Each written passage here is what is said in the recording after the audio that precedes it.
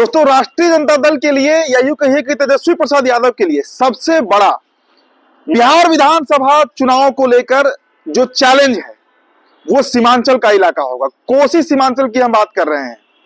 मतलब आप पूर्णिया कह सकते हैं, आप किशनगंज की चर्चा कर सकते हैं, आप अररिया की चर्चा कर सकते हैं, आप कटिहार को भी उसमें जोड़ सकते हैं। देखिए, ये 4 लोकसभा ऐसे हैं जहां पर करीब 24 विधानसभा सीटें पड़ती हैं दोस्तों।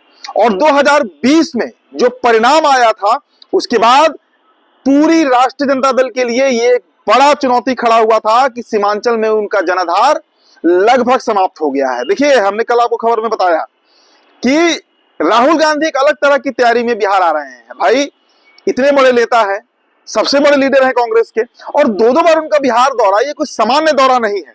और ये बात हम इसलिए कर रहे हैं क्योंकि जिस थर्ड फ्रंट की बात हो रही है बिहार में, कांग्रेस अलग ही चुनाव लड़ेगी, ये लगभग तय है, ये बात फाइनल है।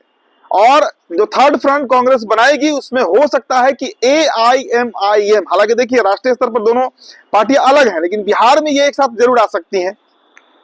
तो क्या सीमांचल में अगर कांग्रेस और AIMIM का गठजोड़ होता है तो इसका फायदा मिलेगा?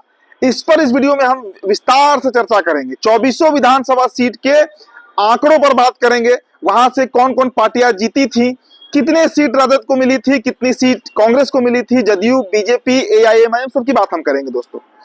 लेकिन राष्ट्रीय जनता दल का खिसकता जनाधार, खासकर मुस्लिम तबका जो है वो लालू प्रसाद यादव से बड़ा नाराज है और इस चुनाव में इसका खामियाजा आरजेडी को फिर भुगतना पड़ सकता है। तो चलिए, सबसे पहले दोस्तों हम बात कर ले कि जो 4 लोकसभा है, पूर्णिया, अररिया, कटिहार या किशनगंज, वहां के जो 24 विधानसभा सीट हैं, वहां से कितनी सीटें कौन सी पार्टी 2020 के विधानसभा चुनाव में जीती थी। दोस्तों, सबसे पहले हम किशनगंज से शुरुआत करते हैं, सीमांचल का गढ़ कहिए। देखिए, सीमांचल कोसी का जो इलाका है, अगर आप किशनगंज की बात कीजिए दोस्तों, तो किशनगंज में जो 6 विधानसभा सीटें हैं, देखिए आप आपकी स्क्रीन पर चल रहे होंगे।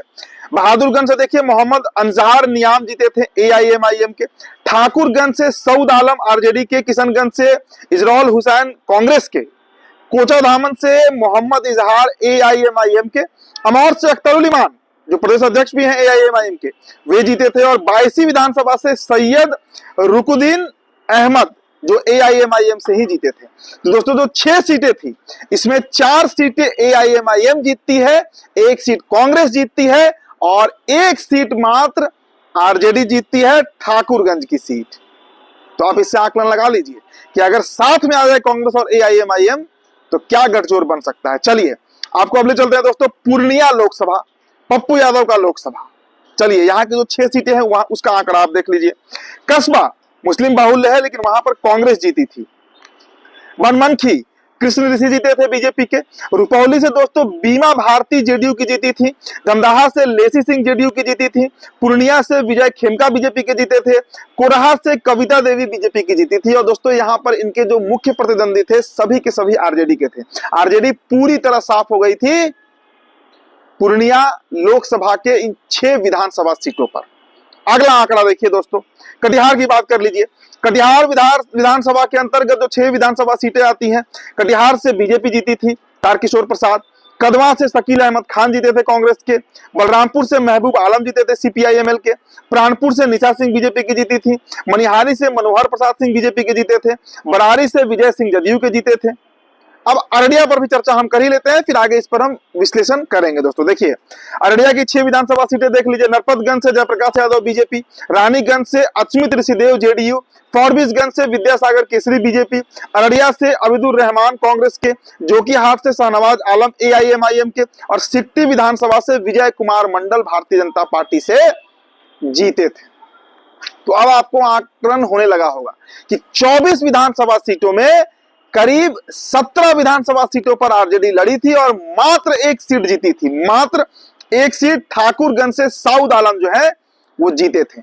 कांग्रेस 4 सीटें जीती थी और AIMIM दोस्तों 5 सीटें जीती थी। तो कांग्रेस और AIMIM जो है वो मिलाकर 9 विधानसभा सीटें सीमांचल में 2020 में ही जीत चुकी है। तो अगर वो साथ आ जाएं, एक साथ अगर वो बिहार में आकर चुनाव लड़े, तब आप आकलन लगा लीजिए कि किसको नुकसान होगा। भारतीय जनता पार्टी को होगा, मतलब एनडीए को होगा, जेडीयू को होगा, या फिर तेजस्वी प्रसाद यादव की पार्टी राष्ट्रीय जनता दल की खटिया खड़ी हो जाएगी सीमांचल में। और इसीलिए दोस्तों मैं बार बार चर्चा करता हूं कि तेजस्वी प्रसाद यादव का जो ये यात्रा चल रहा है बिहार में, जनसंपर्क यात्रा जिसे आप कहते हैं, वो यात्रा दरअसल मुसलमानों को जोड़ने का यात्रा है। अभी देखिए 2 दिन पहले मधुबनी के एक मौलाना की जो वीडियो काफी तेजी से शेयर किया गया आरजेडी की तरफ से, खुद तेजस्वी प्रसाद यादव ने अपने पेज पर डाला। वो क्या था भाई, बिहार में ऐसे दर्जनों घटनाएं रोज घट रही हैं, कहीं भी इसका कोई सूद नहीं लेने वाला है, लेकिन वो पॉइंट आउट करके तेजस्वी यादव ये बताना चाह रहे थे कि मुसलमानों के सच्चे हिमायती और असली पैरोकार बिहार में कोई है तो वो राष्ट्रीय जनता दल ही है। और इसीलिए बार बार जो ये डर है, देखिए ओसामा साहब को जोड़ा गया, सारण प्रमंडल में भी बुरा हाल रहा है आरजेडी का, मिथिलांचल में भी बुरा हाल रहा है, तो कहीं वो रिपीट ना हो जाए। और इसके पीछे सबसे बड़ा कारण दोस्तों देखिए, लालू प्रसाद यादव ने कांग्रेस का पर कतरा, 1990 से ही उन्होंने कतरा लगातार, और 2000 के बाद जब से उनकी सरकार बनी कांग्रेस के गठबंधन के साथ, तब से वो कांग्रेस को आज इस स्थिति में ला चुके हैं लालू प्रसाद यादव कि कांग्रेस अपना फैसला तक नहीं ले पाती है। कांग्रेस ये तय नहीं कर पाती है कि दरअसल उसका प्रत्याशी बनेगा कौन, टिकट फाइनल करते हैं लालू प्रसाद यादव। और यही कारण है कि देखिए मुसलमान आरजेडी को वोट करना नहीं चाह रहे हैं, वो एक विकल्प की तलाश में है, लेकिन चूंकि कांग्रेस गठबंधन में रहती है तो गाहे बगाहे जो बिहार के मुसलमान हैं वो वोट कर देते हैं राष्ट्रीय जनता दल को। लेकिन जिस दिन दोस्तों कांग्रेस अलग हुई और एआईएमआईएम के साथ एक गठबंधन बना, उसमें हो सकता है प्रशांत किशोर भी सम्मिलित हो जाए, उसमें हो सकता है पप्पू यादव तो रहेंगे ही रहेंगे, उसमें हो सकता है माले भी उसमें सम्मिलित हो जाए, तब एक ऐसा गठबंधन बिहार में तैयार होगा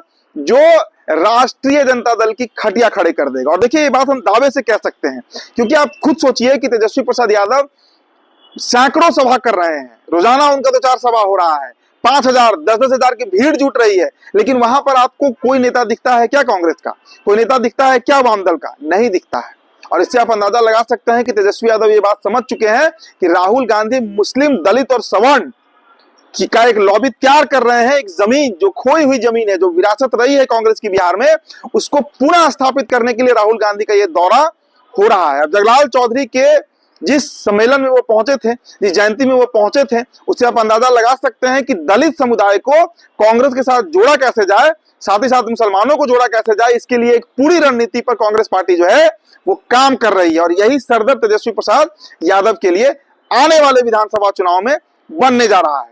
तो फिलहाल दोस्तों इस रिपोर्ट में इतना ही। मेरा नाम उदित तारन है, द बिहार टॉपर ये वीडियो आप देख रहे थे। बहुत बहुत